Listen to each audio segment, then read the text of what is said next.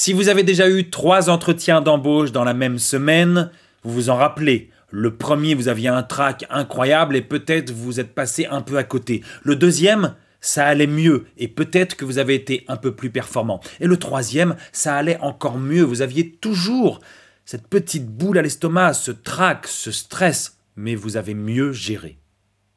Pourquoi? Parce que vous avez pris l'habitude au cours de la semaine de passer des entretiens d'embauche. Si vous sautez en parachute, par exemple, je ne l'ai jamais fait, je ne le ferai jamais. Mais si vous sautez en parachute, sans doute que le premier saut en parachute, vous avez eu envie de renoncer, vous aviez l'estomac qui était absolument n'importe où, mais surtout pas à sa place.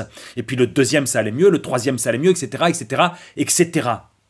Le secret de la gestion du trac, c'est la pratique. Et c'est la même chose pour la prise de parole en public, bien entendu.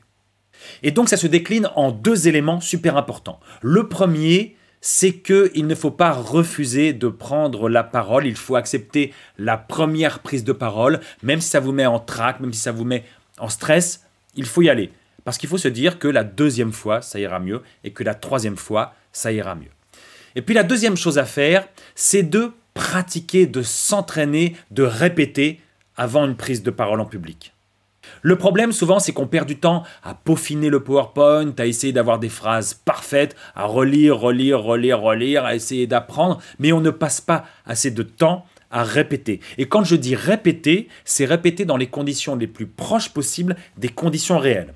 Donc, dans l'idéal, répétez votre prise de parole dans la salle où elle aura lieu et avec un véritable auditoire, des collègues, des amis, de la famille, qui vous voulez. Si ce n'est pas possible d'être dans le lieu, répétez au moins avec des gens. Vous aurez l'obligation de livrer une véritable prise de parole.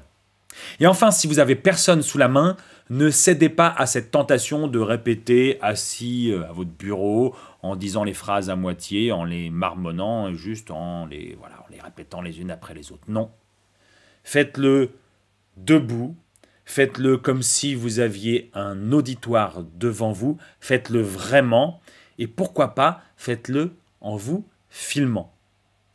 C'est en le faisant, en le refaisant, en le refaisant que vous gagnerez en confiance et que le jour J, vous serez beaucoup plus prêt. Ce que je dis là, ça vaut pour les prises de parole face à un auditoire, ça vaut pour les prises de parole face à un jury, ça vaut même pour les entretiens d'embauche. Répétez dans les conditions les plus proches possibles des conditions réelles.